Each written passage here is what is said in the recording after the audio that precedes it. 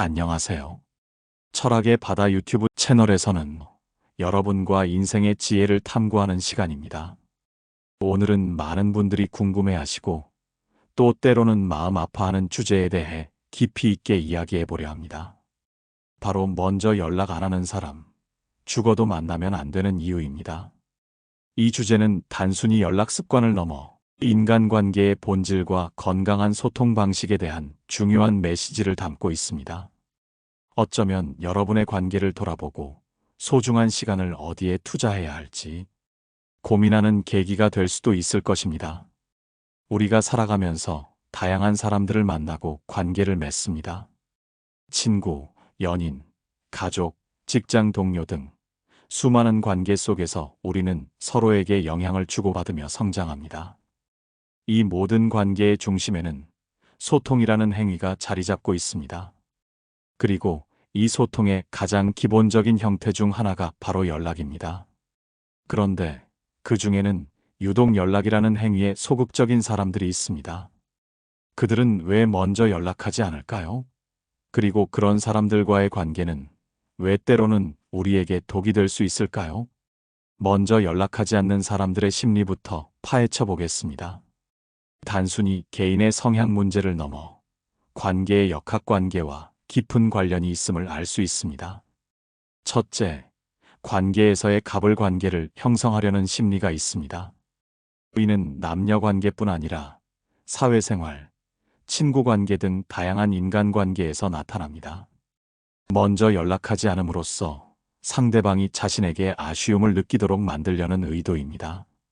마치 내가 더 우위에 있으니 내가 나를 필요로 한다면 먼저 움직여야 한다는 무언의 메시지를 보내는 것과 같습니다.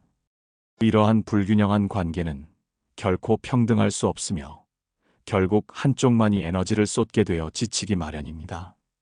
시간이 지날수록 연락을 기다리는 쪽은 불안감과 함께 자존감이 낮아지게 됩니다. 이는 건강한 상호작용의 기반을 완전히 무너뜨리는 행위입니다. 관계란 상호 존중과 배려를 바탕으로 해야 하는데 이러한 갑을관계는 일방적인 통제를 통해 상대방을 지배하려 드는 것입니다. 둘째, 관계에서 우위를 점하기 위한 연락 조절 심리입니다. 이들은 의도적으로 연락의 빈도를 조절하며 관계의 주도권을 잡으려 합니다. 마치 체스판의 말처럼 상대방을 움직이려 하는 것이죠. 상대방의 반응을 살피고 자신의 필요에 따라 연락의 강도를 조절함으로써 관계의 흐름을 통제하려 합니다. 이러한 심리는 관계를 순수한 교류의 장이 아닌 심리적인 싸움의 장으로 변질시킵니다. 진정한 소통과 배려가 없는 관계는 결국 신뢰를 잃게 됩니다. 이러한 관계에서는 솔직한 감정 표현이나 깊은 공감을 기대하기 어렵습니다. 셋째, 소심한 성격 때문일 수도 있습니다. 먼저 연락하는 것을 망설이거나 상대방이 부담스러워할까봐 걱정하는 경우입니다. 물론 이런 경우도 존재하지만 이들은 보통 다른 방식으로 관계에 대한 노력과 애정을 표현하기 마련입니다. 예를 들어 직접 만나면 활발하게 대화하거나 상대방의 이야기를 경청하는 등 적극적인 자세를 보일 수 있습니다. 하지만 만약 상대방이 소심함으로 일관하며 어떠한 형태의 노력도 보이지 않고 오직 연락을 기다리는 당신에게만 모든 부담을 전가한다면 이는 단순히 성격 문제로 치부하기 어려운 더 깊은 원인이 있을 수 있습니다. 소심함 뒤에 숨겨진 무관심일 수도 있습니다. 넷째, 상대방을 소중하게 생각하지 않음의 문제입니다. 가장 가슴 아픈 부분일 수 있습니다. 만약 상대방이 당신을 소중한 존재로 인식하지 않는다면 그들은 굳이 먼저 연락할 필요를 느끼지 못할 것입니다. 당신이 그들의 삶에 있어 우선순위가 아니기 때문입니다.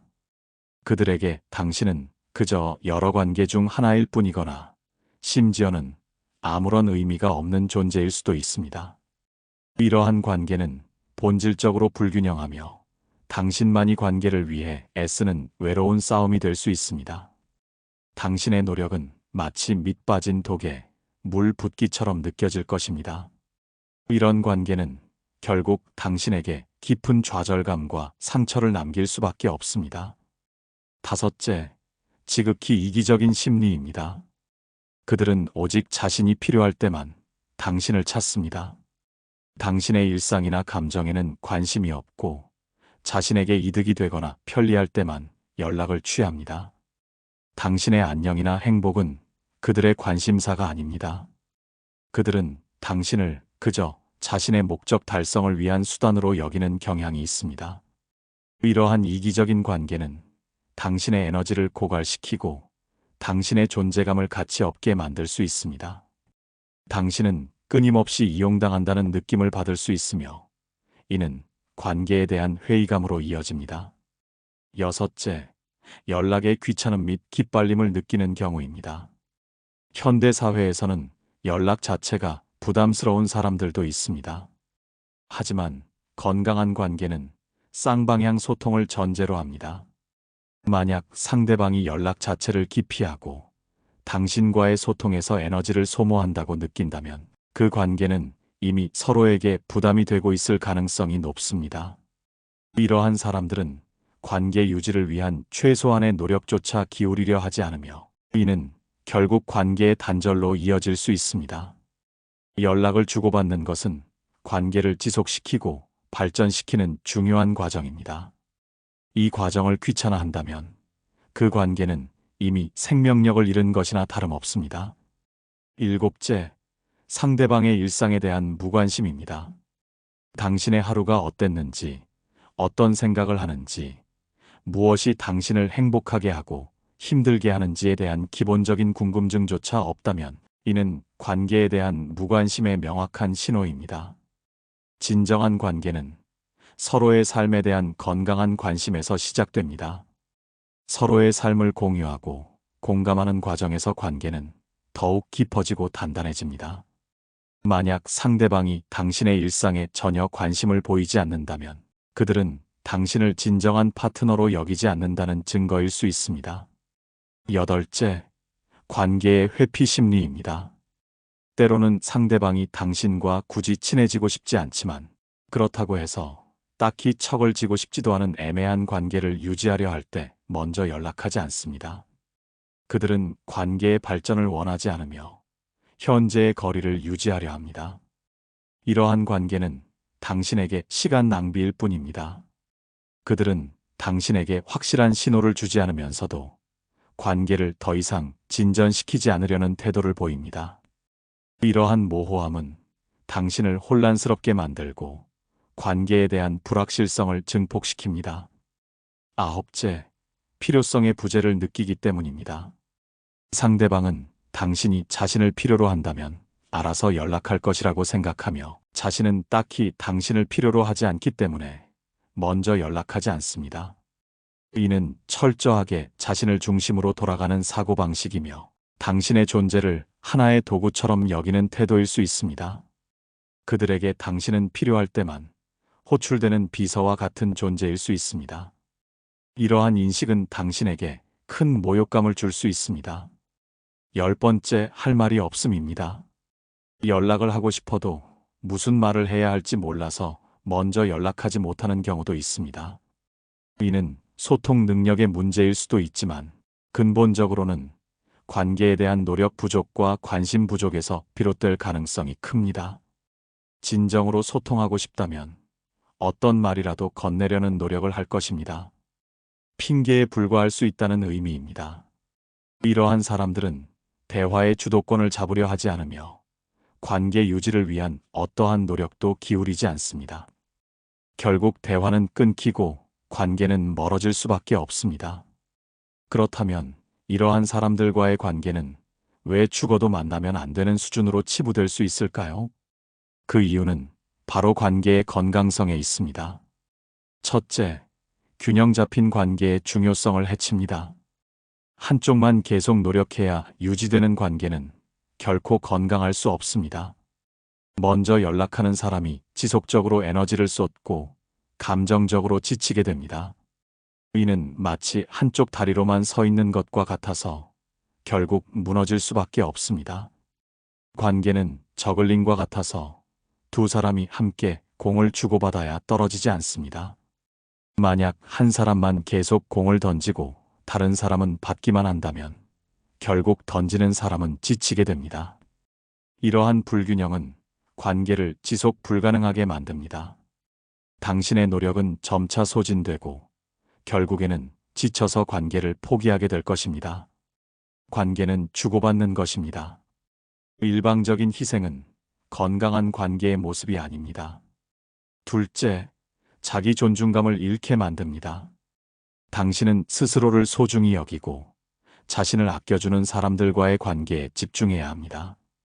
먼저 연락하지 않는 사람과의 관계에 매달리는 것은 당신의 자존감을 깎아내리는 행위입니다. 당신은 끊임없이 내가 부족해서 연락이 없나? 내가 뭘 잘못했나? 하는 자책감에 시달리게 될 수 있습니다.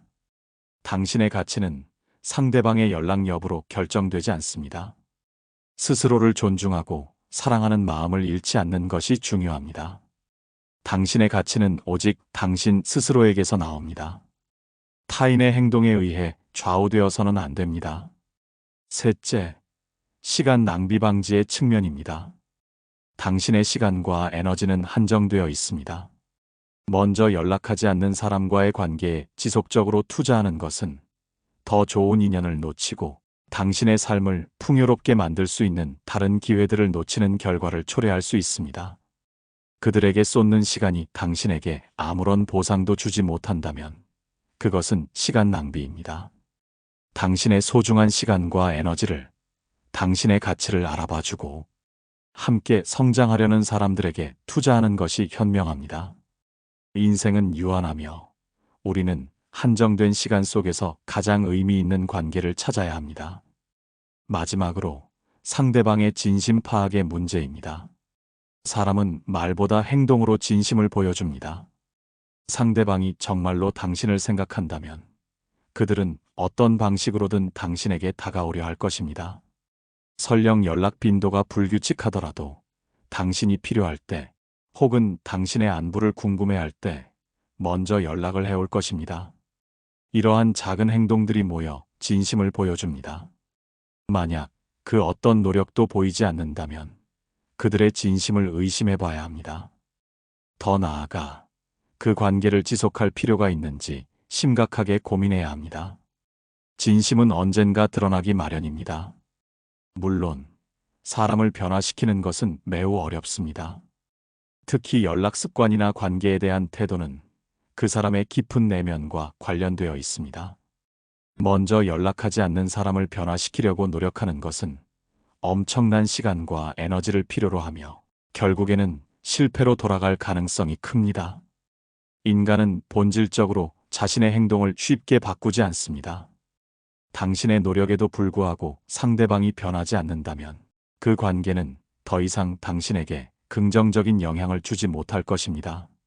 이러한 관계에 매달리는 것은 결국 당신 자신을 고통스럽게 할 뿐입니다. 결론적으로 먼저 연락하지 않는 사람의 심리는 다양하며 단순히 개인적인 성향 문제를 넘어 관계에 대한 중요도, 상대방에 대한 마음의 크기 혹은 관계의 역학관계와 밀접하게 관련되어 있습니다. 중요한 것은 일방적인 관계가 아닌 서로 소통하고 배려하며 함께 노력하는 건강한 관계를 유지하는 것입니다. 만약 당신의 관계가 항상 당신의 일방적인 노력으로만 유지되고 있다면 잠시 멈춰서서 그 관계가 정말 당신에게 이로운지 깊이 생각해 볼 필요가 있습니다. 당신은 소중하며 당신의 시간과 에너지는 값집니다. 당신을 소중히 여기고 함께 노력할 수 있는 사람들과의 관계에 집중하세요. 그것이 바로 당신의 삶을 더욱 풍요롭고 의미 있게 만드는 길입니다. 오늘 철학의 바다는 여기까지입니다. 다음 시간에도 여러분의 삶에 지혜를 더할 수 있는 이야기로 찾아뵙겠습니다. 감사합니다.